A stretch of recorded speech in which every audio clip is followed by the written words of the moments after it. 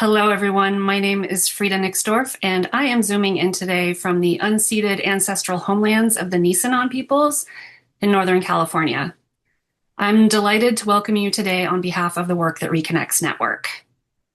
Thank you for joining us for the Webinars and Conversation Cafe program, where we are providing a wide range of rich, educational, and supportive online events for our global Work That Reconnects community. Intention is to strengthen the web of the community while reaching beyond its current edges to weave deeper connections with others who are contributing to the great turning in diverse and complementary ways. Today, we're excited to offer Falling in Love with the Future, a Work That Reconnects Network webinar with Rob Hopkins and Kathleen Rood. What would the world look like if we all got to work imagining and then building a world we were deeply in love with? What would our activism and the great turning look like if we truly believed that we could inhabit the future we actually long for? Come see for yourself as we travel through time with Rob Hopkins, self-described time traveler and author of How to Fall in Love with the Future, a time traveler's guide to changing the world. In today's webinar, Rob will invite us into an experience of deep time that can help us create actual memories of the future where we get things right. While this may sound like a flight of fancy, these travels into the future nourish our capacity to imagine, innovate, and engage in actions that can usher in the great turning.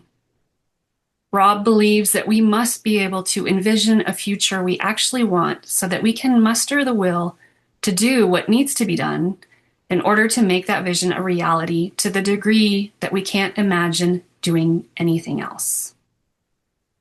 Rob will not only take us on a journey into the future, he will teach us how to create our own time machines that provide experiences where people can say, when I was in the future.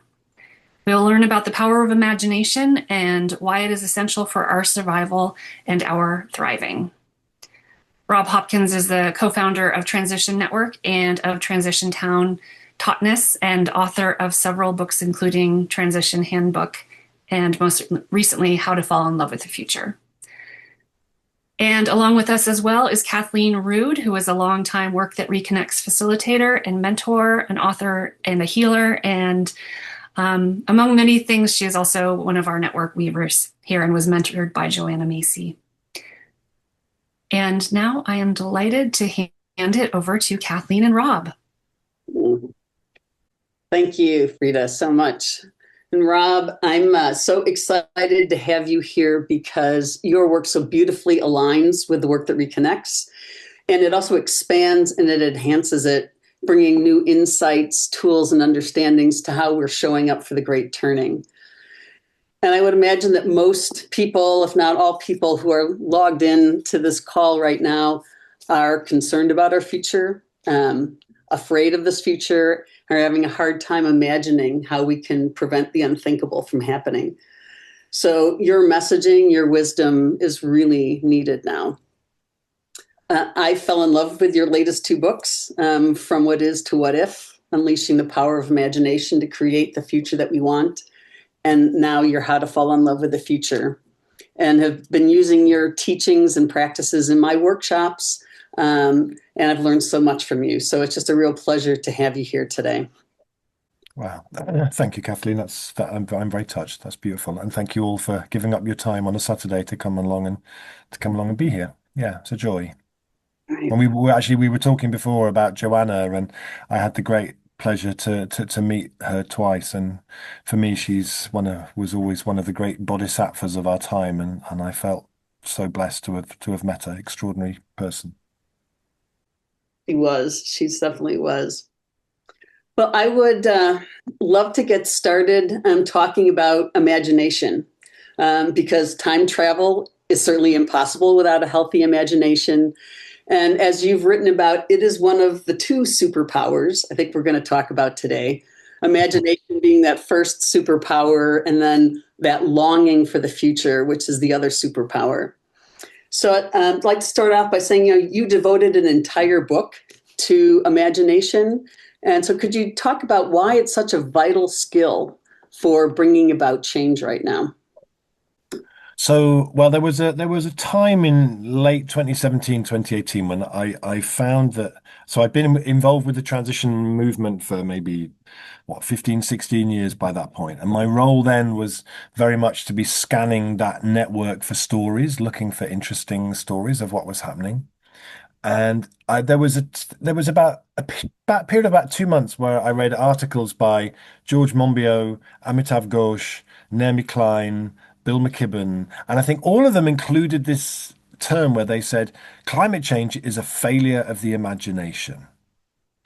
And it kind of got under my skin. And then they kind of then carried on talking about whatever else they were talking about, right? And I was kind of left going, oh, like the kid at the back of the class. What do you mean? What do you mean climate change is a failure of the imagination? How? What? Why? Why are we having a failure of the imagination? And then I read this study by a researcher in the US called Kyung-hee Kim that was published as The Creativity Crisis. You can find it online. It's not behind kind of academic paywalls. It's very interesting. And she took this thing called the Torrance test for creative thinking, which measures divergent thinking. It's that ability to say, this could be a pencil, or it could be a thing for cleaning your ears or growing peas up, or, it's like that sort of generative kind of what if sort of thinking. And they've done that test in the US and in 30 other countries with big data sets of people going all the way back to the 1950s. Her conclusion was that IQ and imagination rose together until the mid 90s, and then IQ kept rising and imagination began to decline. And when I read this, and it made the front page of Newsweek, right? And people said, oh, what does this mean for Hollywood? And "Oh, what does this mean for economic growth in the US? Neither of which I care about at all. But she was called Kyung Hee Kim was the name of the researcher, Doug or Wilbur.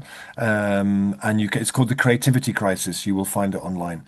And but I thought, well, actually, I didn't see anyone in the climate movement saying, okay, Houston, we have a problem here. Because actually, if people fundamentally, climate change demands that we reimagine everything. And if our imagination muscle needs to be a muscle like this, and it's become a muscle like this, then we're really in trouble. So that book was really an exploration of what is the state of health of our imagination, and how do you set about intentionally, collectively rebuilding our imagination to face the challenges that we're facing. And my favorite definition of imagination comes from John Dewey, who was a kind of philosopher and educationalist. And he said, imagination is the ability to see things as if they could be otherwise.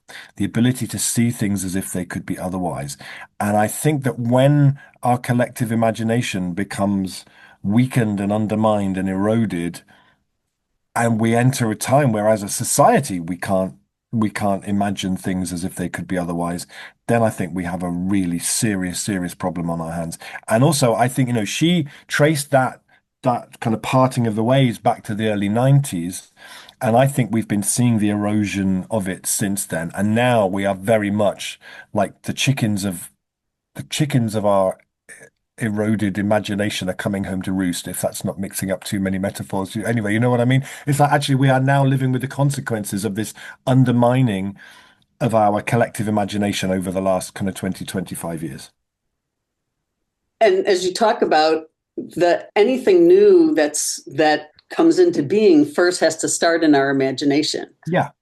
And so if we are depleted in that capacity, then we can't see our way through to anything else. And so what are some conditions that are necessary for fostering a healthy imagination that you found?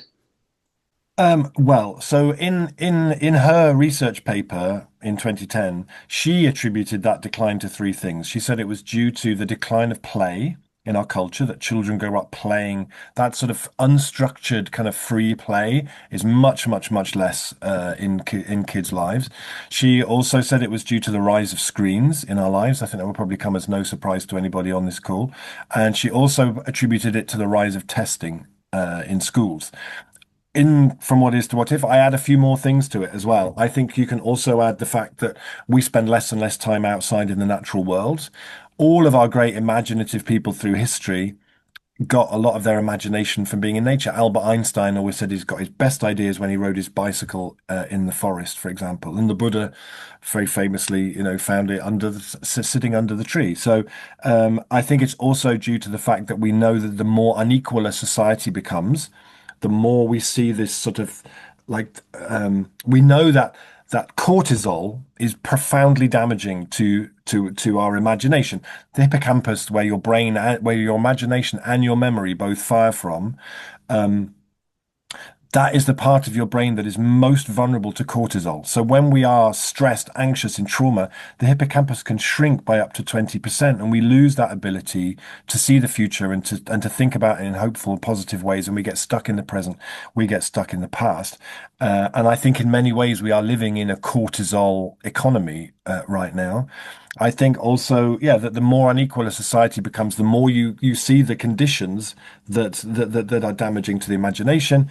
It's been designed out of our education system. There's a very interesting story I write about in the book for me in a place called in Italy called Reggio Emilia.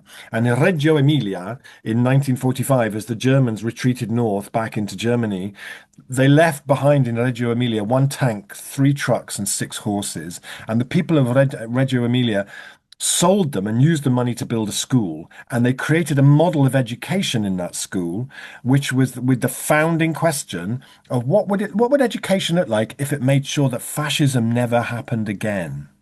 And so in the heart of the school was a workshop. You could go anytime someone would help you make something. People learnt by projects rather than by subjects. Kids were seen as rounded people who needed support and to design their own pathway through education. It's really no surprise that, 80 years later, we have designed an education system almost the opposite of Reggio Emilia, and we're seeing what we're seeing happening in the world right now. So it's like also, there's been like a series of there's a guy called Henry Giroux who's an academic in the US, and he talks about the Trump disimagination machine, which is such an interesting way of looking at it. I think we have this sort of combination of factors right now that are really damaging to the imagination. And what happens then is that I think we're living in a time where the future is being cancelled and the future is being colonized. And the far right work, the fascists work by painting terrifying visions of the future and saying, but we're strong men and we'll protect you from that future that we just completely made up. But if at the same time, the people who are on the left and more progressive people who understand climate science are also just painting terrifying visions of the future, where's anyone supposed to go? We get stuck between two, like rabbits between two sets of headlights, and I think that that's also really damaging to the imagination. So yeah, in short, Yes, and you talk about the power of story and how, just as you're saying, if we're constantly being bombarded by stories from either side of saying we are screwed, the future is a mess, and there's no changing it, then that's what we operate on and can't again imagine that there's some other way out. And so you talk, and I'd like you to talk a little bit more about how important it is for us to, as you say, to be the teller of stories of how we got it right and then work back from there. How important it is that, in work that reconnects languaging, we know that the great unraveling is happening. That's really clear. The great turning is happening as well, but we're not hearing those stories. And so if you could talk a little bit more about just how important it is that we have these other stories and that we find examples of where this is already happening. yeah. So this new book, which you mentioned, How to Fall in Love with the Future, that came out last year, one of the kind of triggers for that, I guess, was I saw. I'd always noticed through all the time that I was doing transition and I was giving talks for the transition movement that the bits at the beginning where I would show loads of graphs of all the awful kind of climate trends and photos of the tar sands in Alberta and all this kind of stuff that people kind of lean back in their seats, people lean away from me. But when I would start telling stories about people in London in their neighborhood and they'd done this and they'd printed their own money and they'd done this, that, and the other, people lean in, right? Because we're a storytelling species. That's what distinguishes us. People want to hear those stories. So this new book was really inspired by sometime in 2021, 2022, I saw a photograph from a Black Lives Matter protester in Washington of a young woman wearing a t-shirt that was made by a company called Rebel Threads that don't exist anymore, sadly. And the t-shirt said, "I've been to the future. We won." And it gave me the most massive goosebumps. And I thought, and I was so kind of surrounded, like at that time in the kind of climate movement, by middle-aged white men writing books about collapse. And I had just started doing and they may well be right. I'm not dissing white men who write books about collapse, right? That's, but there's a lot of that, and I was kind of getting a bit bored of it, and I kind of I knew that that's absolutely one possibly the most likely trajectory forward from where we are here, right? But it's not a given at this point. So I saw this t-shirt and I thought, do you know, I'm sure all of you who were on this call have had experiences where you see something or experience something or hear something and you think, I need to let this change me. This is kind of demanding that I let it change me. And so it was 4 weeks before I was going up to London. Extinction Rebellion were doing a big event called the Big One in London, where they wanted to surround Westminster with 100,000 people to demand action on climate. And they asked me to go and speak. And I thought, okay, I'm going to try something different. And this is either going to be amazing or this is career suicide. I really have no way of reading which way this is going to go. And so I went out and I bought like a sort of a hazmat suit and a space helmet. And I went and gave this talk that was like, I've just parked my time machine round the corner. And I've just come back from 2030 that resulted from us doing everything we could have done. Oh my God, it's amazing. I need to tell you all about it. There were the rooftop gardens and the bicycle rush hours. My God. And there was this and there was that. And I went on for about 5 minutes, and the king has just dedicated all of the estates that he owns for rewilding, and there's this and there's that. And there was a point near the end where I said, and the fact that I can stand here in front of you all and tell you about it, having been there and seen it, it makes me feel really, really emotional to be able to tell you about it. And I looked at the faces of the people who were closest to me. There was like hundreds of people. It was like a sort of 1950s sort of soapbox thing. I was standing like on a box with a microphone. And the people who were closest to me, there were tears on people's faces. And I thought, this is really interesting. What is happening here? And so really the book then became a kind of an investigation of like, well, what does happen when you do that? What does happen when you tap into people's longing? What happens when you play a character with a kind of a conviction that it's not played for laughs? It's like, of course I'm a time traveler. I've just come back I'm not even going to have that conversation with you. Of course I've just come back from the future. Just listen, I'm going to tell you all about it. And so really then the book and the work that I've been doing since then, including the music that you all heard when you came in, which is part of a project called Field Recordings from the Future, where I go to visit places that already sound like the future, make field recordings there, and then work with a beautiful ambient music artist called Mr. Kit to turn them into music. All of my work really now is about that question about what does our activism look like if we see its primary goal as being the cultivation of longing rather than the dissemination of information? Because that information deficit model, it doesn't work. It doesn't work. It works for a few people. Everybody who's going to be engaged by that, they're already on board. That's why probably a lot of you are here. We're the people. We read and we get involved. It doesn't work for everybody at all. And so this is kind of what I'm exploring at the moment is, well, what if we redesign our approach to be about the cultivation of longing? Uh, Kathleen, can I just interrupt for just a second? We've had a request for those with that English is not their first language. If you can, Rob, maybe speak a little slower. Oh, yes. I Sorry, feel I your get very excited. enthusiasm with the speed of your speech, but if you could slow it down a little bit, that would be great. Thank you for pointing that out, whoever that was. He said very fast. Along those lines of talking about the power of imagining and bringing about change, before we get into the time travel piece, you shared a story in Falling in Love with the Future about Robert Desnos in the concentration camp, and just even talking about it gets me choked up. And I just would love it if you would share that story and because it just shows how imagining something can really have a profound change in the moment. Sure. Yeah. Thank you. So, um, yeah, it's a story that comes from from the last days of the Second World War. And for me, like often, I meet people sometimes who say, "Well, imagination's very nice. Imagination's kind of a luxury. Come on, Rob, things are really serious now. We don't have time and space for imagination. We need to get on with things."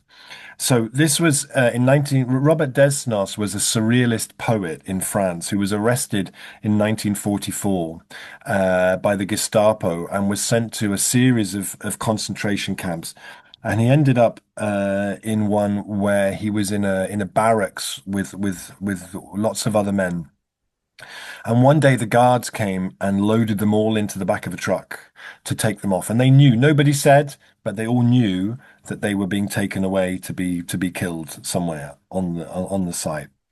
And so when the truck arrived, Robert Desnos jumped off the back of the truck and he was the first person off the truck. And as people came off, he would read their palms. And he would look at their palms and he would say, "Oh, you have such a long lifeline. I see you're going to have 3 children and you're going to live a long and happy life. You're going to do work that's really, really nourishing." And then the next person would come, "Oh my goodness." And he was just doing this as everybody came off the truck. He was bringing the kind of the expanding the imagination of that moment way beyond what anybody else would, I think. Oh yes, and you're gonna have such a beautiful marriage and da da da. And after a while, the guards, it just changed the kind of it changed the atmosphere and the story, and the guards just put them all back on the truck and took them back to the barracks, and most of them then ended up surviving the war, and for me, it's like there is I meet people who say, "Rob, this is a climate emergency now. We don't have time to be talking about imagination." It's like there is never a time in this situation when we forego imagination. The other little story that is in the book, which is a similar kind of thing, was that I gave a talk in a town in France last year. And at the end, the first person in the audience to put their hand up was a man who said, "The last time I was in this room was the year before, and I came for a talk by a woman who was one of the last surviving members of the French resistance. She was in the French resistance as a teenager. Can you imagine the courage to be in the French resistance as a teenager?" And someone asked her, "Was there anything that all the people you knew in the French resistance had in common?" And she thought about it for a while and she said, "Yeah, they were all optimists." And for me, the moral of the story was when you need optimists, you really need them. When the shit hits the fan, you really need some optimists around the place. And we're in one of those times now, I think. Thank you. That you talk about the power of this phrase. This is the one last things we want to talk about before we step into the deep time travel piece of it's based off the title of your book, from what is to what if, and how important this question is for all of us to keep asking what if, and then moving into why not.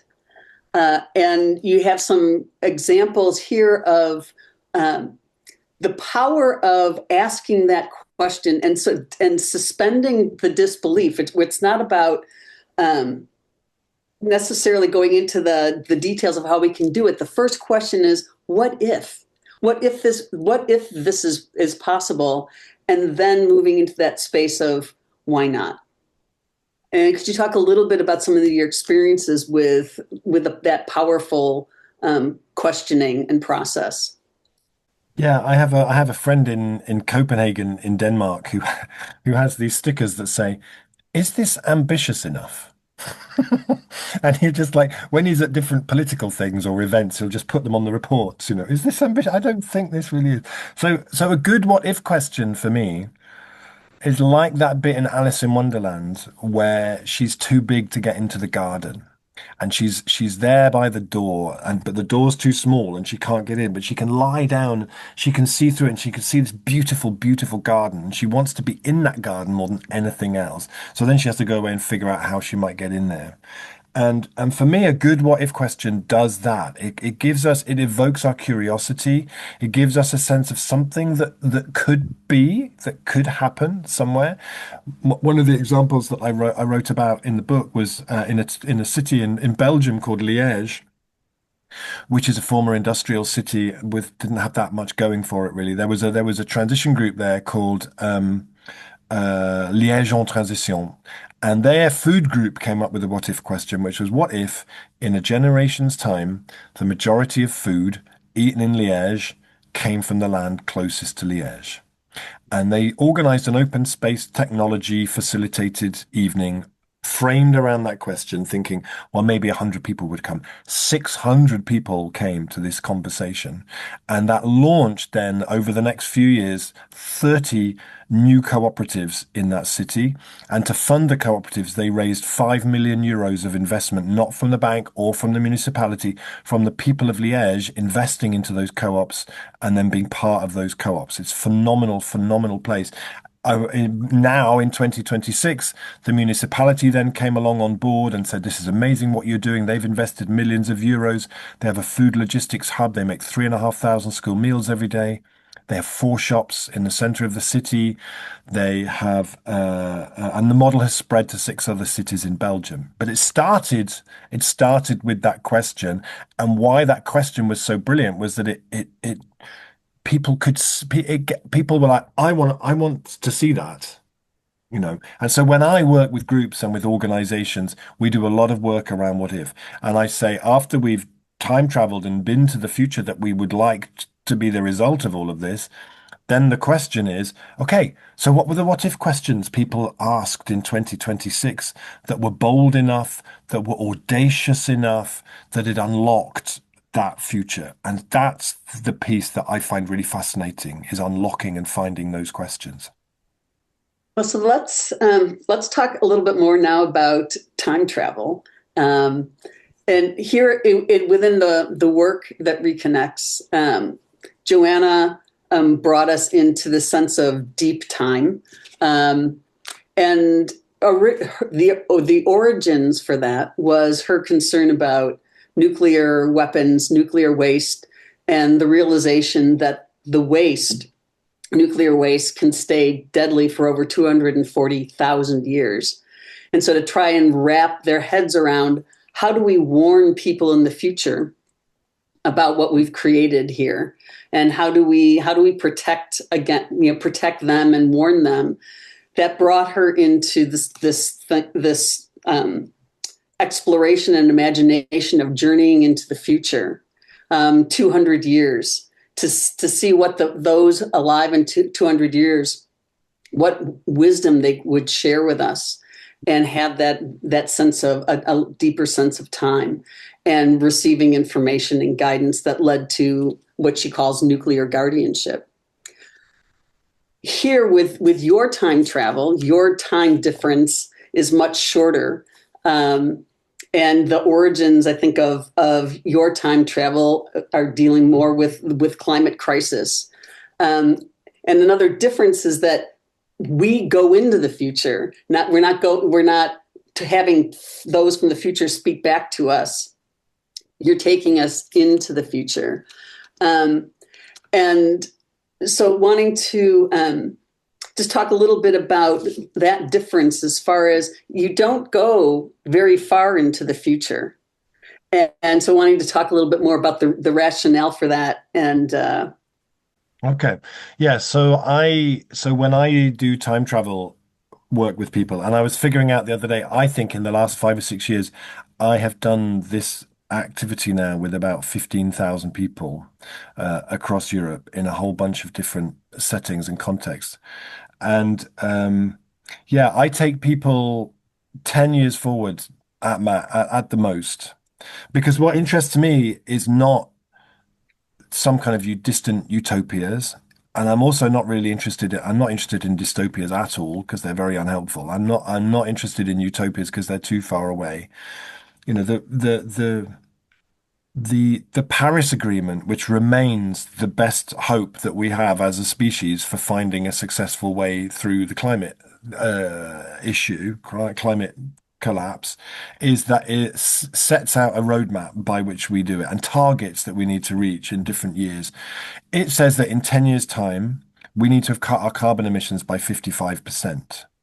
So what fascinates me is what does that look like if we've done that? Because if we can help people imagine that, it's not utopia, right? It's not the finished article. It's work in progress, but it's incredible work in progress.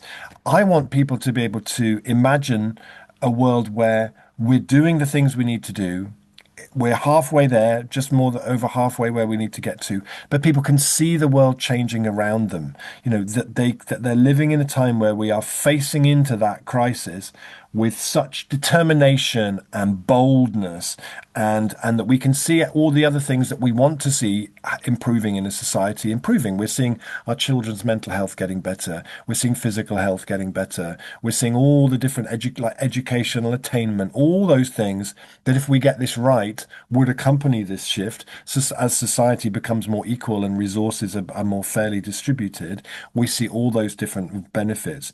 So I just take people that little bit forward into the future. And because also sometimes people imagine that a low carbon future is going to be like completely rebuilt, like Star Trek or Buck Rogers or something, or like Waganda, and we're going to be in this extraordinary sci-fi future. It's going to look pretty much like it looks now, but there will be really key substantial differences that you'll notice when you've been there for a little while. And that's why I only go that far forward. It's like I want to I can't remember, there was somebody who once said that doing futures work was like throwing a whirlpool in front of you that would then draw you towards it. And that's kind of what I try and do is to help people imagine that future. And like I said, I've done it with lots of people now. And I read recently a paper by Elise Boulding, who some of you on this call I'm sure will have heard of, who was a Quaker and a peace activist in the early 90s. She's the woman who created peace studies as an academic discipline. She was doing very, very similar work in men's prisons in the early 90s. She wrote this beautiful paper about everything that they told us, everything that they told her. And her conclusion was something like, maybe I think that we have many more allies for the work ahead than we might think we do. And I think that's part of what comes out of this. There's something very, very universal that it taps into, I think.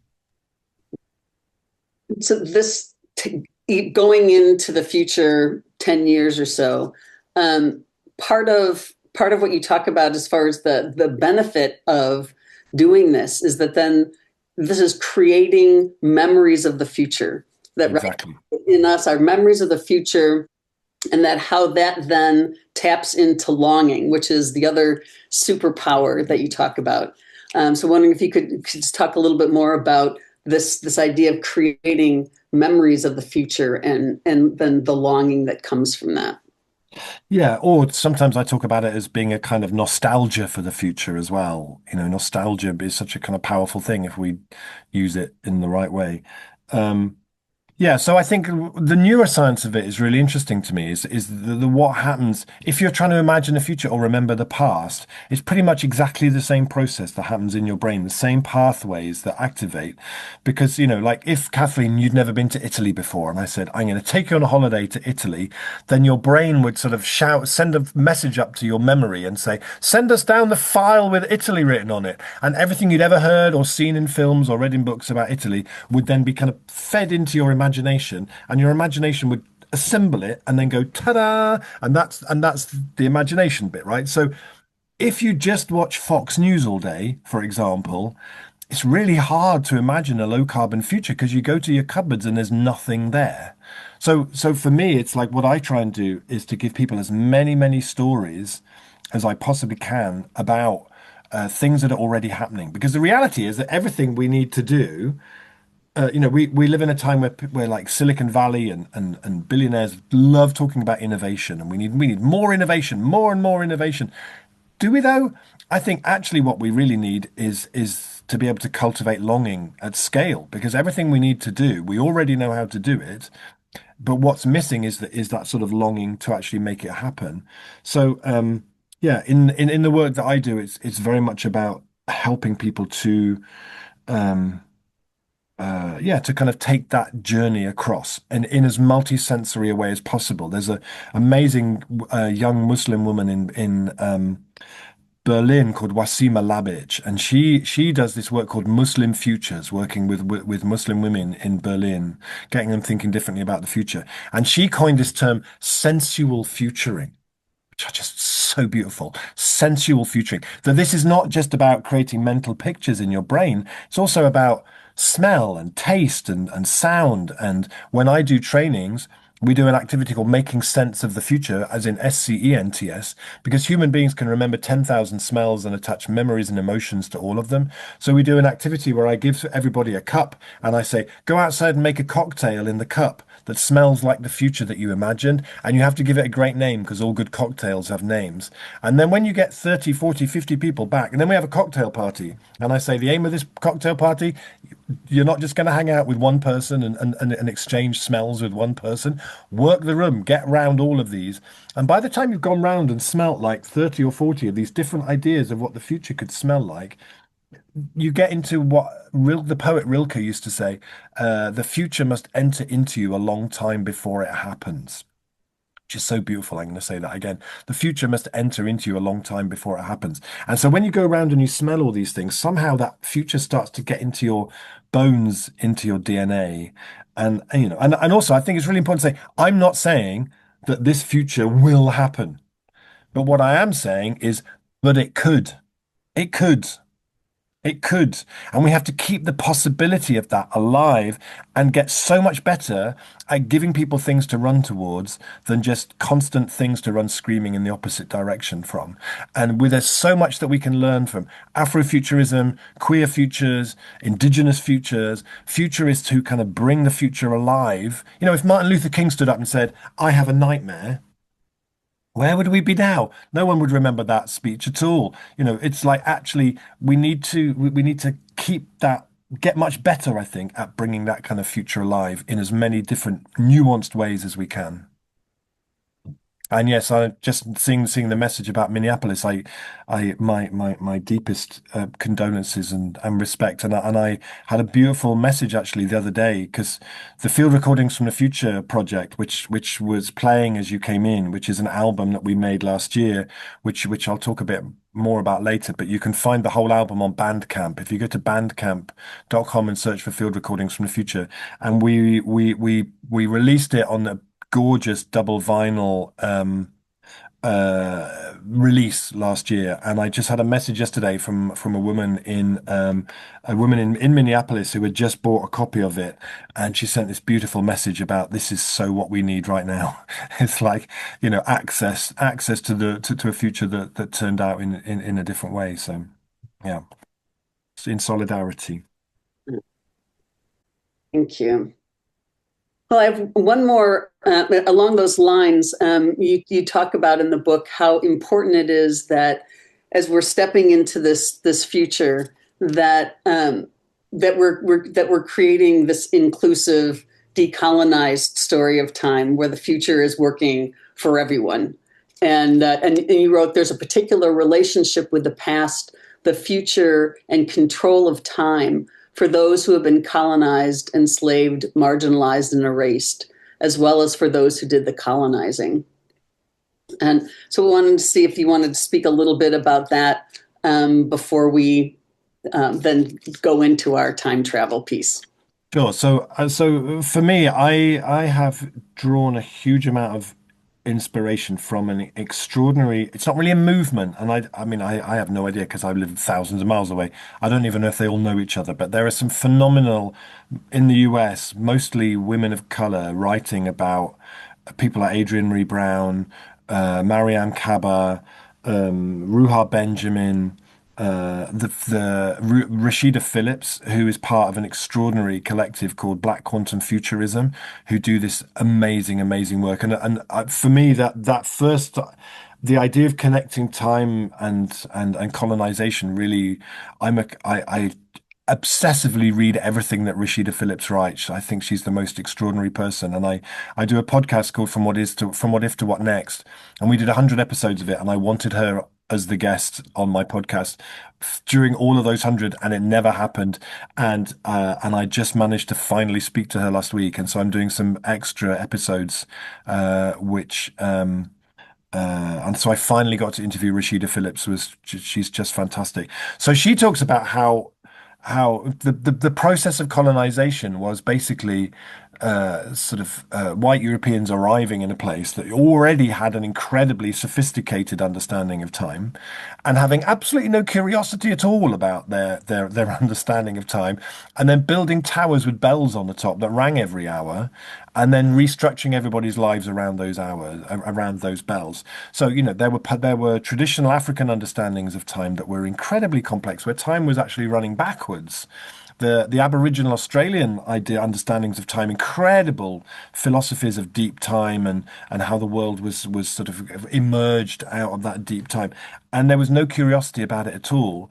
And so she writes then about how then that kind of colonization of time and led to this culture of time poverty, that a lot of people who are poorer people of color, live in times where there's not enough time. And if you're 10 minutes late for a court hearing about your child, you might lose custody of your child.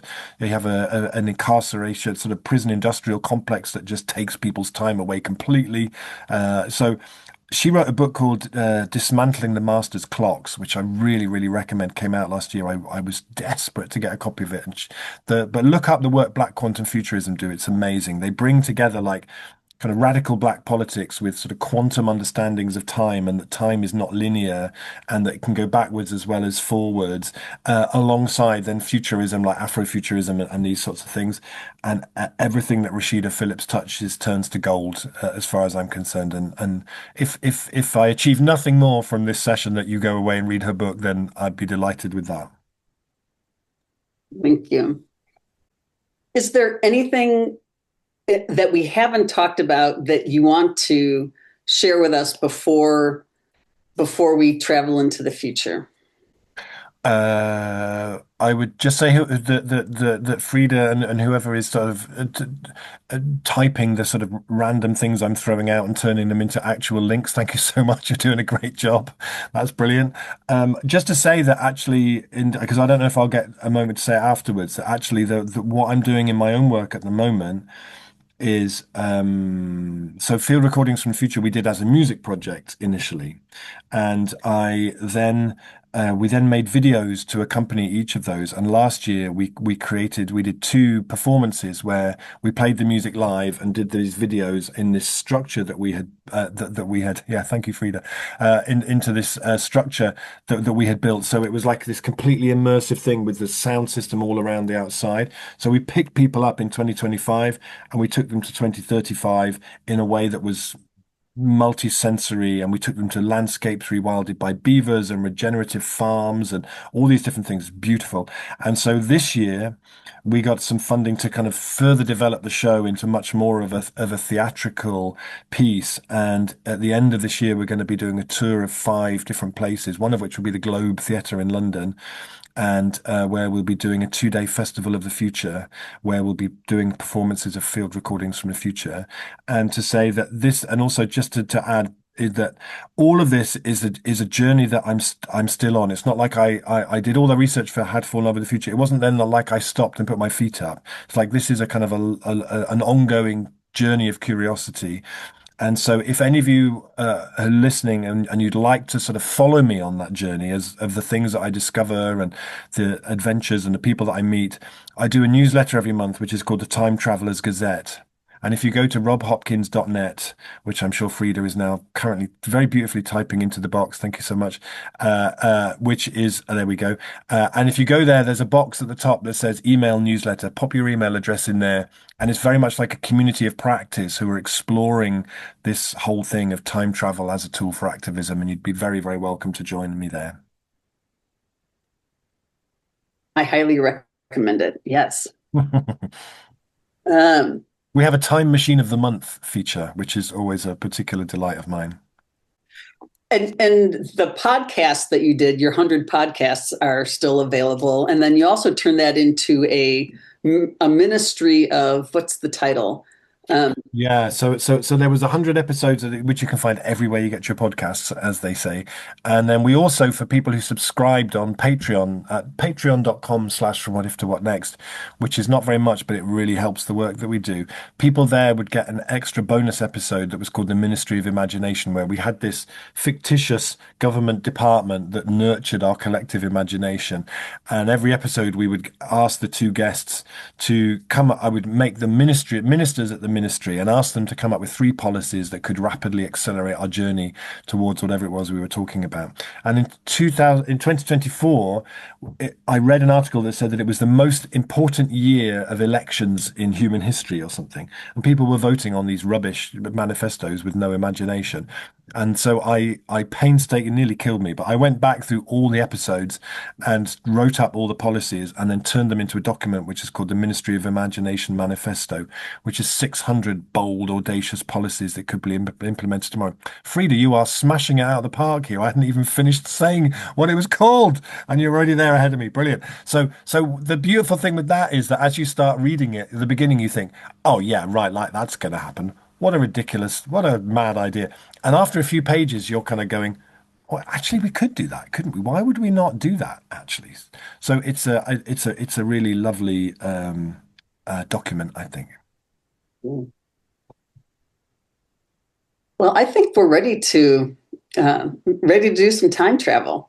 Okay, all right. So what I'm going to do is I'm going to just share some pictures with you because as a regular time traveler who takes regular journeys into the future into 2036 to see what it's like. Those of you who followed my work for a while and who know that I live in Totnes, you might know different things about Totnes. It's where the transition movement started. There's lots of good things that happened. Joanna Macy came here once or twice anyway. But what you probably don't know is that we have been very hard at work here on our time travel program. And last year we succeeded in building the world's first actual, fully functioning time machine. And we use it to take these trips to 2030. And so I wanted to just start by showing you a little piece of evidence of, because you might be thinking, yeah, Rob, I don't actually believe you. Of course, that's not possible. But this is just a little film of my wife, Emma, in the kitchen. And if you look very closely, you'll see me setting off on one of my adventures to travel to 2036.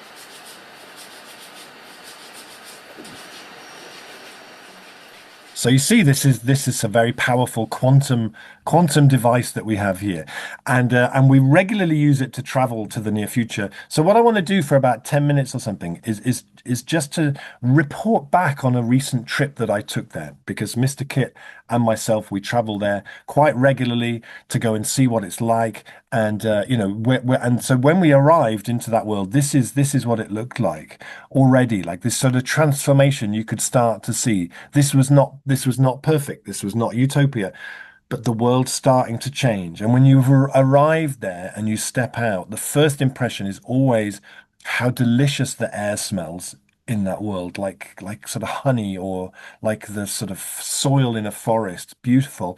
And the bird song is so much louder than the world we left behind. But I think the most important change that I always notice is the look in people's eyes. That look of kind of people sort of despair and kind of brokenness that you saw so much back in 2026 was replaced by a collective sense of, I think we might just do this. This is really exciting thing to be part of. It felt like the kind of unclenching of a fist, I think, when you arrived there. If you turn around and look the other way, it looks like this. So you can still see the infrastructure that was there before. Like I said, we haven't completely rebuilt all of our cities like something out of Waganda or something. But you can see this new infrastructure that's being built for people, nature, for children is beautiful. And the bicycle rush hours of 2030, my friends, are one of the loveliest things to see because we built the infrastructure to make that possible. We knew already from so many places around the world when you build good cycling infrastructure, safe cycling infrastructure, people use it. And we realized that every $1 million you spend building really good cycling infrastructure will save you $38 million off the national health bill. It's not an expense, it's an investment. People now live 6 months longer than they used to, and they're healthier and fitter for longer because we built that infrastructure. And you will remember, I'm sure, back in 2026, when you drove into a big city, you would have the boards that would tell you digitally how many car parking spaces there were for you to leave your car. There is now so much spaces for you to leave your bicycle that actually they have to have these signs when you drive into big cities. For some reason, they're all in Dutch. I'm not sure why. I think something happened in 2027 that no one wanted to talk to me about. But we had built that infrastructure, people used it. And those underground car parks, you remember underground car parks, I'm sure you do. We don't need them anymore because there's so many fewer cars because we've built such amazing public transit now in our cities and the cycling infrastructure. So these places now are kind of clean, free, safe places to keep your bikes. And it reminded me, thinking back to 2023, when I went with my wife on holiday to Wales and we saw this. And we stood for 10 minutes looking at this, trying to think if we actually had our bicycles with us, what on earth were we supposed to do with this absolutely useless piece of cycling infrastructure? So we used to build infrastructure for bikes, but a lot of it wasn't great.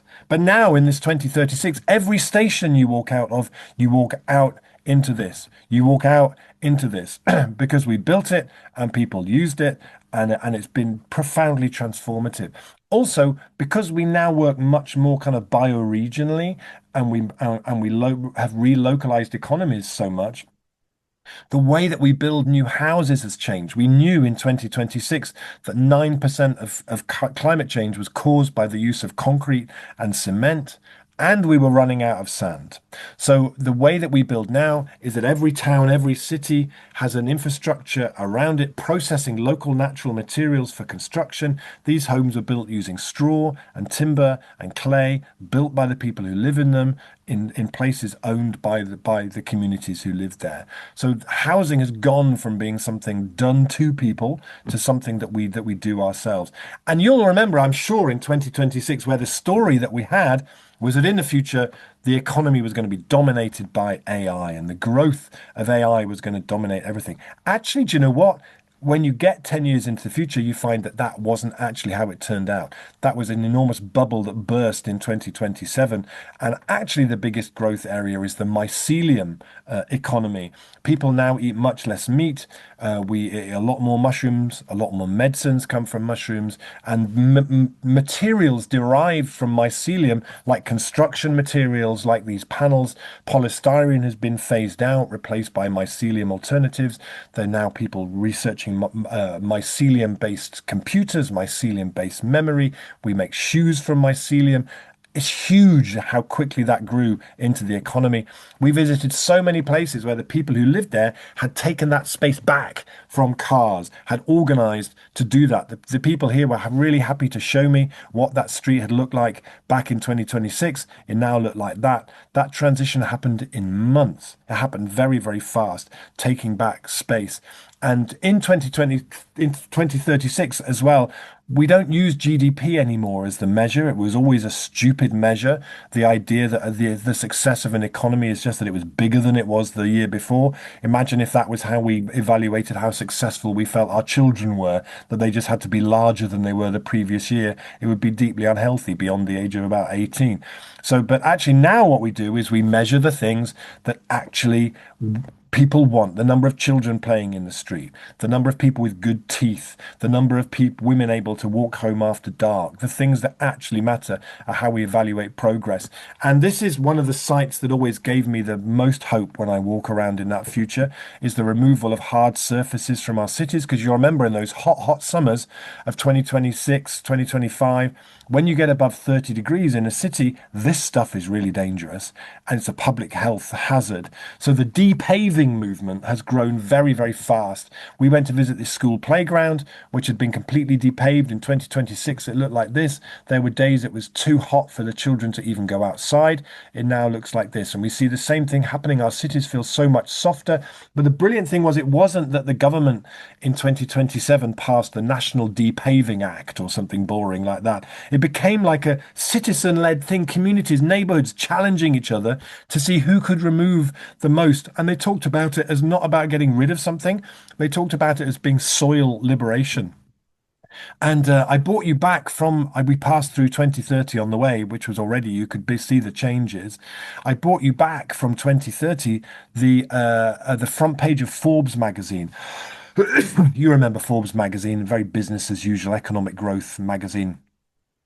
In 2030, it's documenting and celebrating this shift that's happening in the economy, the wider cultural shift happening underneath this, where young people don't leave school anymore wanting to go into fintech, whatever that is. They want to work in as part of this transition that's happening that they're really, really excited about. They want to be rooftop farmers, depavers, mushroom farmers, this emerging economy that we see. We visited whole neighborhoods that have designed cars out of the fabric. We went to visit whole neighborhoods now where there is no space for cars. It's just people and walking, and it's just absolutely extraordinary. And I went there thinking, I imagine what it'll sound like. It'll sound like bicycles and children playing.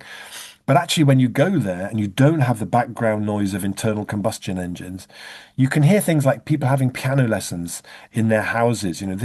These people, there is a car here, but I think they just keep this one like a sort of a historical thing, like you sometimes see old plows hanging from the ceiling in pubs. And they grow really good basil in it in the summer as well.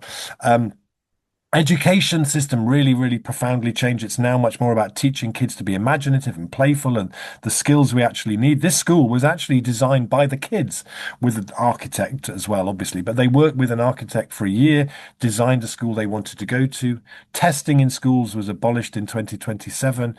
And it turns out when you ask kids to design their own schools, they say it should have a rainforest in the middle.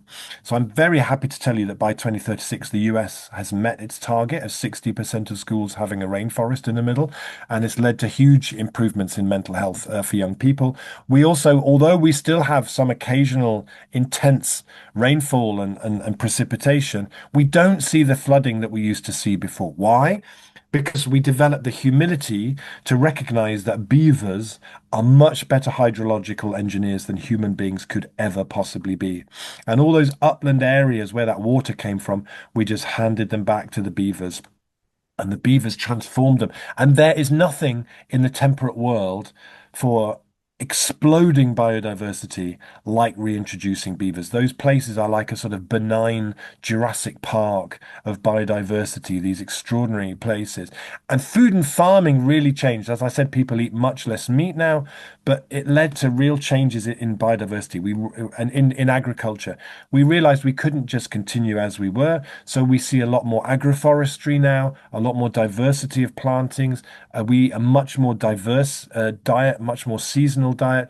That's taught, growing food is taught at every level. This is a university we went to visit which is surrounded by food gardens, and young people go to university, and when they choose the university they want to go to, the how good the permaculture teachers are in that university is one of the key things that determines where they decide to go. Urban agriculture everywhere through our towns and cities now. We went to visit this place. It's 3 acres of land surrounded by apartments. They employ two people. They sell about £200,000 worth of produce every year to the people who live around. And it's been a phenomenal thing all now throughout our cities. This place that we went to visit was a real indicator of how the food system was changing. In this town, the school meals are 100% organic, and 80% of them are grown in the town on land owned by the municipality. And the kids come out and are involved in the growing. The food is prepared fresh in the school. What was so interesting was that about 5 years after they started doing this, they surveyed the whole town. not the school, the whole town. And they found that because the municipality had moved audaciously in that way, it had led to much wider impacts than they expected. People in this town eat 30% less ultra processed food, 27% less meat, because that shift had happened led by the schools. Incredible. And you might remember as well in 2026, 2025, there was a survey of young people where 48% of people, young people, said they would rather live without the internet. And the use of social media had already peaked in 2022 and had fallen 15% by 2026. Dating apps were going out of business. And that what you started to see when you walked around in 2036 was like the mycorrhizal filaments of social connection starting to find each other again. People seeking real community with real people. And you started to see that in the urban fabric of the places we went to, right? Things like this, where people would just come together to eat together, play games together, have conversations together. And you saw that all through the fabric of the city. It was one of the things that I think really, really touched me the most, that you could see that starting to return. And now most of our energy comes from renewables. Already by 2026, they were by far the cheapest way to generate energy. But the beautiful thing was that the majority of it was in community ownership. This community energy model grew very, very fast, and people really experienced the benefits from that. So that's the future that I wanted to take you to visit those different places. Yeah. And it's a place that, as I say, I visit regularly, and I find that the more often that I go there, the more I see, the more detail that I see. And we bring back artifacts and music and all sorts of things, because maybe that's how we cultivate longing at scale. The novelist Don DeLillo used to say, longing on a large scale is what makes history. And I think that maybe time travel in this way is one of the most powerful tools that we have for doing that.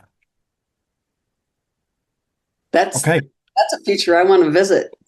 Okay, well, luckily for you, Kathleen, I have actually brought along my very powerful quantum time travel device, and it's developed here in our laboratories in Totnes. This is some seriously powerful quantum tool here. So what I'm going to do is I'm just going to set the controls on here for 2036.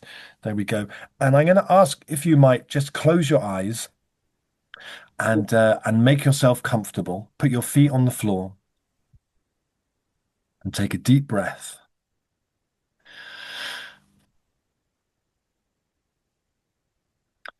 And I'd like you to imagine that you are fading out from 2026. The 2026 around you is becoming sort of gauzy and vaguer and like smoke. And we're setting out from that 2036, and we're traveling forward through time now. And you can feel those years brush past you like wind. And in a moment, we're going to just slow as we're passing through 2030, 2031, 2032, 2034, 2035. And those years you're passing through were the most extraordinary years that people lived through. My God, transformation happened so fast. They were thrilling years to live through. And we're going to touch down now into 2036 and feel your feet land on the ground of that 2036. And take a look around you. And we're going to take a couple of minutes now, in silence, for you to go for a walk around in the place that you live in that 2036, using all of your senses. What does it sound like? What does it feel like on your skin? What does it taste like to you? What can you hear as you walk around? So off you go. Enjoy this beautiful, extraordinary world that was the result of us doing absolutely everything we possibly could have done.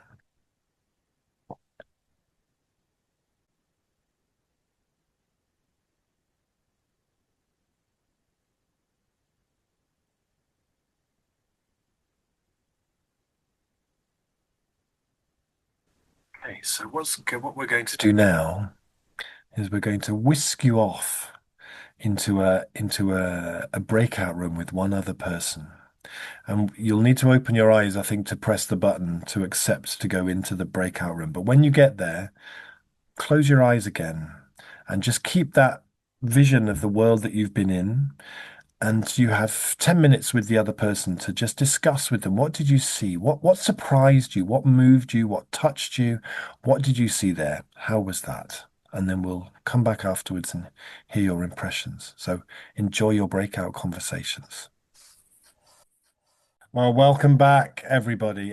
It would be lovely. We'll just take a minute or two for you to use the chat just to share a few impressions, just even a few words. What did you see in that future that we went to? And then I'll kind of read some of them out as they scroll past me.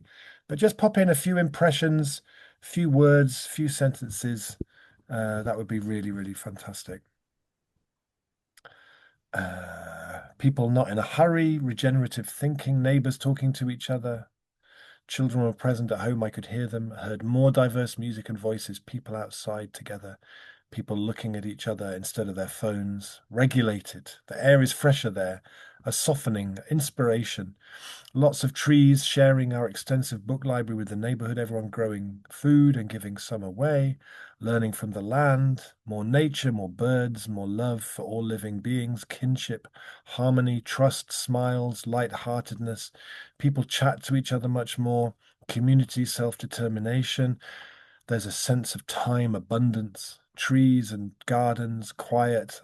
I smelt mycelium, alive soil, more trees and plants, smelling like forest, scents of flowers and herbs everywhere, interconnectedness between people and environment, expanding local food growing to local areas, wind energy expanded, intergenerational communities, slower, softer, more relational city here in Vancouver, Canada, joyfully meeting strangers, healthy nervous system, people helping one another and share resources before running to the store to buy something to solve the problem.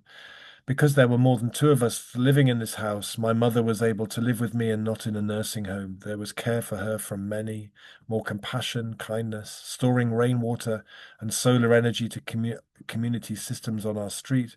Nice to go cycling without being afraid of cars, diverse independent shops, green, co-creative principles in practice based on natural law, beautiful plants everywhere, car parks turned to gardens, greenhouses growing food and providing gathering spaces, sweet scented air, a park with lots of places to visit together, more wildlife habitat. I will not only be allowed but encouraged to shoot the deer in the forest. Okay, fewer cars on the road equals less frustration and anger, more greenery, gardens everywhere, compassion for the broken ones and strength to dismantle what is, welcoming parties to make contact with new neighbors. Frogs in the city.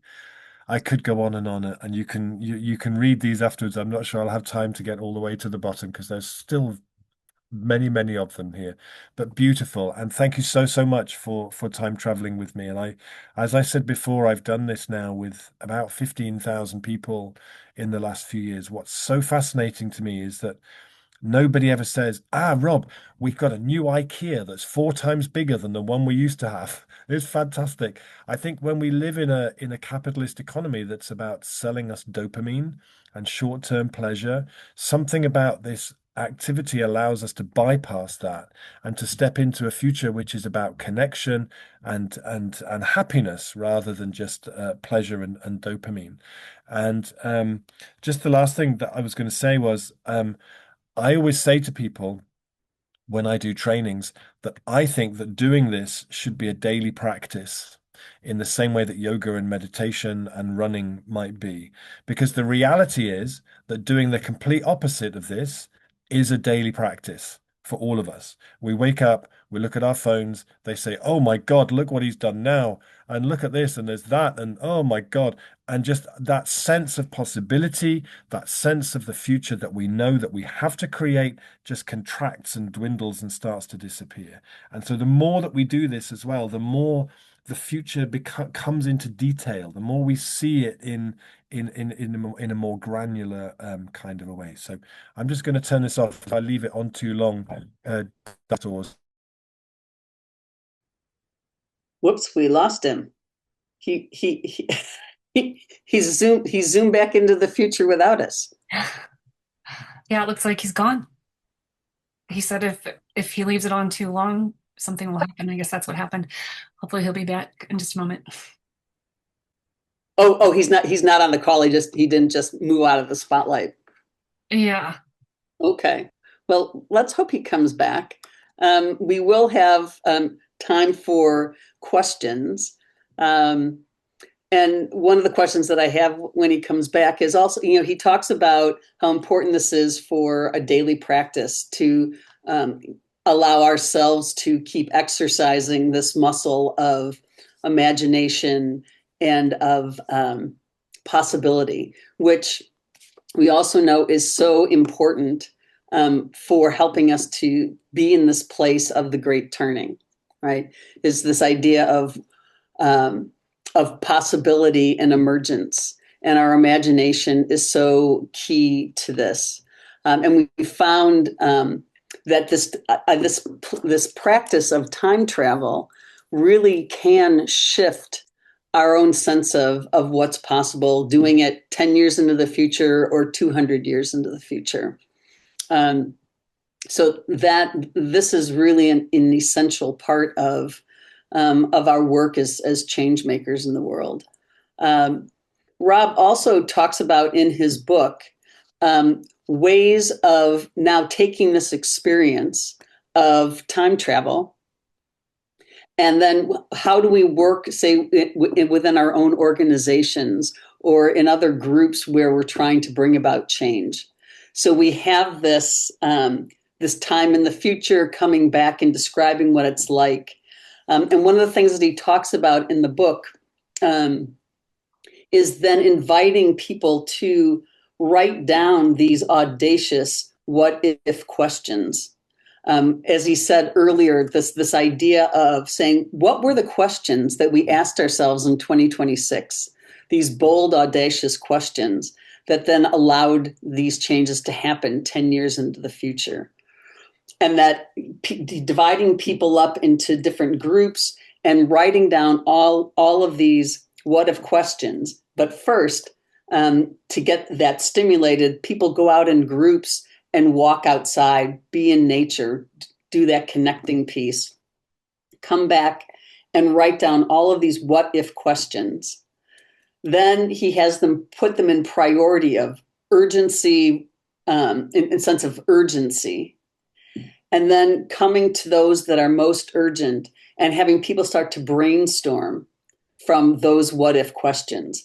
So there are some very practical suggestions that he has, and there's some others in the book as well, for how do we take this experience of going into the future and where we got it right, and actually helping us to step into that place of bringing about change. And Rob is here or time traveling here, joining. And I think maybe has arrived. But Rob, can you put up your hand so I can find you if you're here? Hey everybody, I'm so sorry. I don't know what happened there. I think sometimes when I do time travel as powerful as that with such amazing people, I get a build-up of kind of quantum static in the system and it can just trip my computer out. So I had to start up again. So yeah, apologies for that. We're we're glad you're back. I just am wanting to open up this space for people with questions, and I was just talking about um, how some of the techniques that you have in your book about how we take this experience of time travel and then start the ideas flowing as far as how we actually get there, and talked about the your practice of having people write down the what if questions and moving forward. So I gave them a little guidance for how to Wonderful. go there. But so let's want to share that, and let's just open this up now for people here who have questions for Rob. And if you would raise your hand, use the emoji to raise your hand, because then we can spotlight you and bring you in. Um, that would be great. And if you don't want to be on screen but have a question that you want read in chat, you can do that as well. Great. So, great. Yes. Hi, Anselm. Hi, thank you, Kathleen, and thanks, Rob, for this great exercise. Um, I was wondering if you have any ideas of making a Hollywood movie of Back to the Future or something of that way of bringing this kind of practice and this kind of vision and inspiration to people that are not in already on the move, already making this future happening, like probably all of us are. What are your thoughts about that? Yes, actually, in the last few weeks, I've started working on something like that, which is working with a guy um, who's a very gifted screenwriter, and we've started writing a script for something which is very much about that. Yeah. I mean, it's Yeah. very early stages, and he's been in touch about that. Yeah, because there's always when I do workshops with students and groups of people, I always ask them to do a shout out. Who can give me the name of dystopian films? And we're there for about 5 minutes. Oh, Blade Runner and Interstellar or whatever. And then I say, okay, now who can think of a tell me the name of a film where we actually get our act together and solve the problem in front of us. It's much harder. The only thing Yeah, I can even ever books think and of stuff. is the only one I can ever think of is Wallace and Gromit and the Curse of the Were-Rabbit, if people have seen that, because everybody lives in very energy efficient terraced houses and they're all growing vegetables and knitting their own socks and there's not many cars and they're all right. I mean, it's not perfect, but it's the best thing we have. So I think we need to do a bit better than that. So yeah, we've just started work on something like that because I agree that's we need these stories to be everywhere, really. Great. Good luck with that. Thanks. Thank you, Ansel. Yeah. Hi, Aaron. Just a sec while I unmute. Um, I guess my question is sort of uh how to support people in this in situations where or approach situations where people have the same some of the same basic visions, but differ a lot about which ones are most urgent. Um, from that prioritizing the what ifs, and also the kind of the passing reference of the sort of fascists with dark visions of the future and who will protect you from that, like how to sort of respond to that. I guess I'm not that it's, and I'm certainly not trying to say that Christianity is fascist. I am still a Christian myself, but I grew up in a religious culture where the future looked like the rapture, or at best, oh, we've solved everything because we've converted everybody. And obviously, like, I've moved on from that vision of the future, but I understand the hold it can have on people. Is that making any sense? Yeah, Um, also want to yeah. put in a plug for the work of Starhawk, who's written a Oh yeah, really yeah, interesting couple of novels. They're very 90s, but she really takes futurism really seriously, and it's kind of fascinating. yeah. Beautiful. Um, So what I do when I run workshops is that we do an activity then which we call the walk of what if. So after we've done the exercise like we've just done, and then we've captured that in different ways, and then we do the exercise with what that future smells like, is that then we do a walk of what if. So I put people into groups of 5 or 6. I give them these strips of paper that say what if at one end, and we have a framing what if question that frames the conversation. So if I'm in a company, it might be, what if in everything it did, this company acted as if this is a climate and ecological emergency, which is very different from, hey, we've got a sustainability plan. It's a very different sense of urgency, right? So I tell them there are just two rules for this walk. The first one is don't be constrained by what already exists. So don't think, well, we've done our plan for the next 5 years and that idea isn't in it. And the second thing is I do an activity with them, which is from improvisation. Any of those of you who've studied improv will know the yes, but, the difference between yes, but and yes, and. So we do an activity around that. And I say, when you go for your walk, the other rule is no one's allowed to say yes, but for the next hour. Go for a walk and just generate as many questions as you can and yes and them if you can. So they come back with a whole fistful of all these what if questions that they've come up with. And then I say, imagine that end of the room is really, really urgent. That end of the room is not so urgent. Arrange your what if questions in discussion with each other along that continuum. And then we gather around the ones up at the most urgent end. And then we pick some of the questions that people feel they want to explore in more detail. And then we work through those so that by the end we have really concrete proposals. Because I think, Erin, that for me, the thing is, this isn't something that we do on our own. It's a thing that we do with other people. And actually, when you facilitate it in a way that the good ideas sort of bubble up, and we've done that in transition from the very beginning, I think. It's like that idea that if you facilitate well using open space, using World Cafe, the ideas that there's energy around will come up.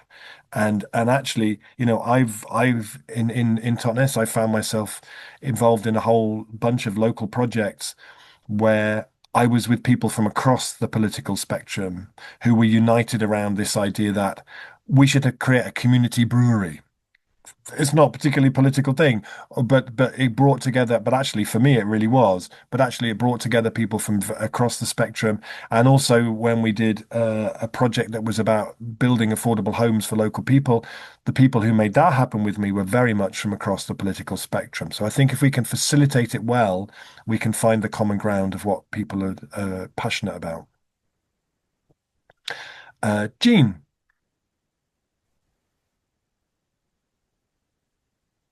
Yes. So I live in the Twin Cities of Minneapolis, St. Paul, in Minnesota. And this morning there was another shooting. So I don't know if you knew that when you referred to Minneapolis earlier. And it's a very tense time. I was able, in my imagination, to imagine that intersection where the shooting was, because I know it very well, and imagine it differently. And yet I am also preparing to facilitate two WTR events, one small one tomorrow, a little bigger on Monday. And what strikes me is, don't we need to, thinking of the spiral and doing imagining, or maybe imagining isn't appropriate in crises. Or do we do the first two parts of the spiral so we really can ground in gratitude and then create the space to go into pain? Because there's so much pain here right now. I can't quite imagine doing this in our community without doing the first two pieces. So I wonder if Rob or Kathleen, you could speak to this. Yeah, thank you so much, Gina. And I had a message the other day, a couple of days ago, from someone who's in Minneapolis, who had just ordered a copy of the field recordings from the Future record that we did. And she said, we're living in Minneapolis. The world outside the door is very, very bad. ICE agents swarming the city, terrorizing residents with physical aggression. The horrors are unending and unbearable. I'm hoping to find some sense of peace listening to this album and to read about how we can build a future that prioritizes collective safety and provides for everyone, and also looks to create abundance rather than exploit the world's resources. Thank you for all the work you're doing to help visualize this beautiful future. I'm looking forward to sharing this with my friends and community members who are desperately hoping to do the same. Together we will build something good. For me, I'm not for a moment saying that all we need to do is imagining, which is why in Joanna's work, it's one part of the model, right? I guess for me, when I look, having spent a lot of time in climate activist circles, very often people in the movement often look back to and cite back and talk about the civil rights movement in the 60s in the US, and often get stuck in that bit of the movement which is about well, should we be more like Malcolm X or more like Martin Luther King? Because Malcolm X was more radical and made Martin Luther King seem more acceptable. So should we be more like Extinction Rebellion, Just Stop Oil? or should we be more like more moderate sort of thing? And often what's left out of those conversations, I think, is that also in the movement at that time, you had people like the Black Panthers who were doing the free school meals programs and setting up schools and so on. And you also had this extraordinary Black utopian tradition, writers like Octavia Butler and Samuel Delany, artists like Parliament Funkadelic and Sun Ra, who were just filling the future with stories and extraordinary visions and things like that. And I remember as a young person going on marches about anti-apartheid marches when South Africa was apartheid state, and the number of that they would always in those big events would always have a bit where they made space to imagine what a post-apartheid South Africa would look like. What would it be like? And to make space to have those sort of conversations. So, of course, at a time like this, there's absolutely we need solidarity and support and grief and all of those things. And maybe there will be some of those meetings where making space for what the future would be like doesn't feel appropriate. Absolutely. But then there are times I think when it's really important to I remember when Gavin Newsom was at COP30 and he said Trump is temporary. Trump is temporary, we hope. That actually this is not how it's always going to be. And to keep that sort of vision looking forward, what would Minneapolis look like when the city is calm again, and when we these networks we've been building of resistance and solidarity and standing with each other, where else could they go, and where could they take us, and what might that look like? So it's not to say that this is all we need to do, but it's an important piece of the mix, I think. Thank you. Thank you, Jean. Eric. Hey, Rob. I Hey. found the exercise really powerful, in part just in my own imagining my contribution.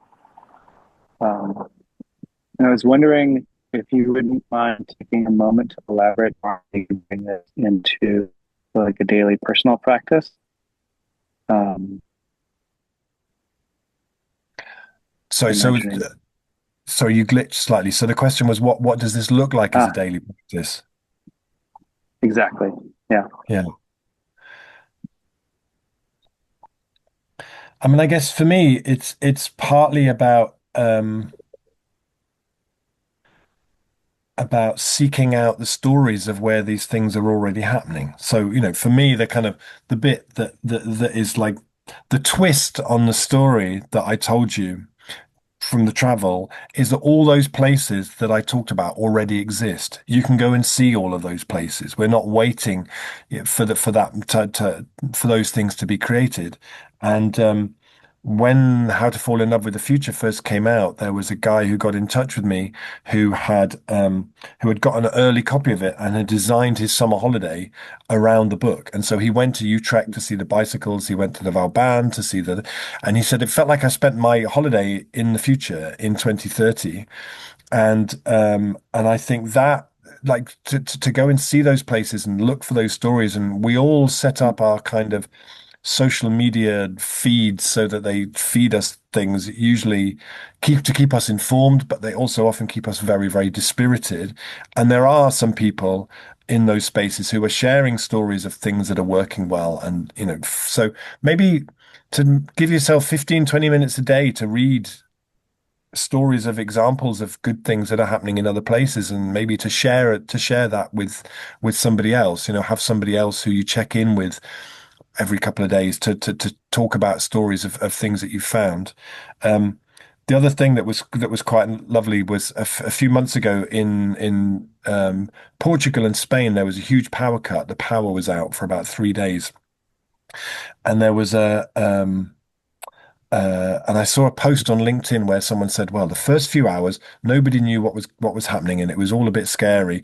And then when it came to 5 o'clock in the afternoon, everybody went outside their houses with musical instruments and a bottle of wine and some snacks and chairs, and we all met up in the street. And they said it was like living in a Rob Hopkins book, and it was really nice that there was like a word for it, because when it comes to dystopian stuff, if someone says, "Oh, it was like The Handmaid's Tale," we know what they're talking about. If someone says, "Oh, it was like 1984," we know what they're talking about. But actually, experiences where communities organize and come together to support each other and to build what comes next. We don't, anyway, I'm hoping that's not what it's called in the long term, but it was quite sweet to see that that was that happened. Thank you, Eric. Lisa. Hi, Rob. Wow, I feel like I have gone back in time actually to just when I discovered the Transition Town movement. And I live in a small community in British Columbia. And there was a time when there were so many of us gathered talking about, just this whole movement and having big community gatherings. And I got very inspired at that time, but it's kind of all but disappeared. Um, and I, because of the inspiration then, I had a vision for a magazine. I created a green magazine in my community that was devoted to personal wellness, the environment, and social wellness. And it was sort of envisioned on the Pachamama Alliance, Awakening the Dreamer, Changing the Dream.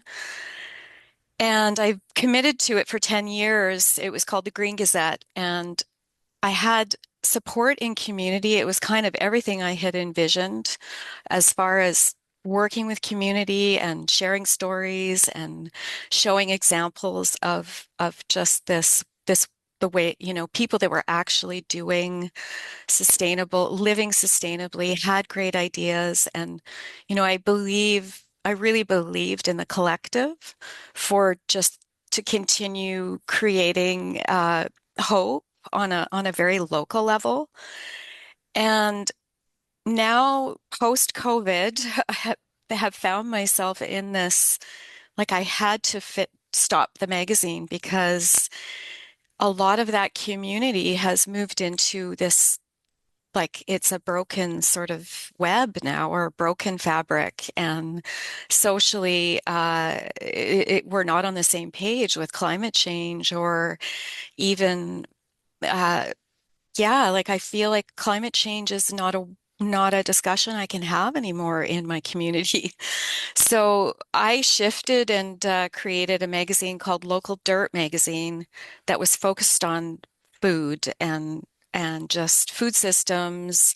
Our region is farming, ranching, and just got out of the politics and got out of the, climate change story. And I I mean, I'm 4 years into this new magazine. I'm also working full time, and I'm quite exhausted actually because I'm not actually living it myself. I'm just trying to project these ideas. And yeah, so I just feel like I'm at a place where I thought the movement was going to blossom in my community, and it's maybe I'm depleted and I just need to go back to the dream time and just say, okay, you can take a break. Like you don't have to do this for a year. And yeah, I mean, the forces, like I want to participate, but I also feel like I can't do it sort of in this in a little, on the computer at home, just like in isolation. And I live in a small community, so there's just not these inspiring sort of gatherings. It's kind of like it's happening somewhere else in the world, but Yeah. I feel like I really need the that feeling that we're all together in this and not, Yeah. Yeah. Well, thank you for sharing that. Yeah, I think it's everybody who does this kind of work at a community scale, at a neighborhood scale, we have ups and downs, and the energy comes and the energy goes, and sometimes there are times when it feels really dynamic. I think for everybody doing kind of bottom up community activist stuff, COVID was made things really, really hard. And then sort of rebuilding those fabrics and social connections. I remember the Fridays for Future school strikes that was such an extraordinary thing before COVID. Just sort of all the energy went out of that. So it's, yeah, I think, but hopefully what I see is in lots of places that I go to is that people are starting to find each other again and starting to find those threads. And I think it's also the what we're up against is so much clearer now. And also, I think we should never forget it costs oil and gas companies an enormous amount of money for people doing this kind of work to feel dispirited and lonely and deflated. There was that survey recently that said that 89% of people around, it was the biggest global survey of climate. 89% of people said they really, really agreed that it was an urgent thing we needed to do more. But when asked how many people they thought agree with them, they said 40%. So it's a majority of people that has been made to believe it's a minority. I'm just looking at the time, and Frank has had his hand up for ages, and we should probably just get Frank's question in before we close. But good luck with Lisa. Good luck with all of that. Thank you so much. Frank. Not for ages, but thanks that I have the opportunity to talk to you. I'm also from a organization which is called Music for Future, and I would like to know whether there is perhaps a possibility to gain how do you say to gain your ideas of positive thinking, of positive imagination also into the music, because I would like to make the content. I'm not a musician, but I'm also responsible for this group. We are not a lot of much musician, but I would like to give perhaps to the musician the opportunity to spread around a positive word in their text about the future. Is there a possibility to contact you for this? And the Yeah. second question, is it also, do you have your timetable already closed, or will it be possible that for the town Aachen there will be a time spot perhaps, and how expensive will it be to have you in a town for imagination journey? Okay. So I'm easy to contact. My website, robhopkins.net, has a thing that says contact me, and you can also contact me through LinkedIn. I In terms of music, there's a maybe Frida could on YouTube. Frida, there's a video which is called Rob Hopkins, Mr. Kit, Watershed Bristol, which is a talk that Mr. Kit and I gave about where field recordings from the future came from as an idea, and where Kit talks about making music. One of the questions that I ask him in that is like, how do you make optimistic music? Which is kind of quite interesting thing to hear him reflect on. So maybe that might pop up in the chat if Frida can find it. And in terms of getting me to go to places, it depends. The thing is to write to me, and sometimes I'm already in the Netherlands doing something else. I was there just before Christmas in Amsterdam running a training, and if I can add it on to an existing training, then there's ways that we can do it. So, and I do a lot of workshops, and twice a year at Hawkwood House, which is near Stroud in the UK, I do a 2-day residential How to Fall in Love with the Future training where we kind of dive really deeply into that. There's the one I'm doing it in February. I think that one's full, but then I'm going to be doing it again the 6th to the 8th of July. And if any of you would like to come to that, it's a very beautiful place, and it would be lovely to see you there. Thank you. And I want to acknowledge that we've come to the end of our time, and I want to respect your time, Rob. And thank you just so much for taking the time, sharing all of this, taking us into the future. It's just really a wonderful time with you. And want to encourage everyone to get this book. And in here, he gives us some good guidance as far as how to be able to create our own time machines, take this work out into workshops. There's some really great specifics in here as well.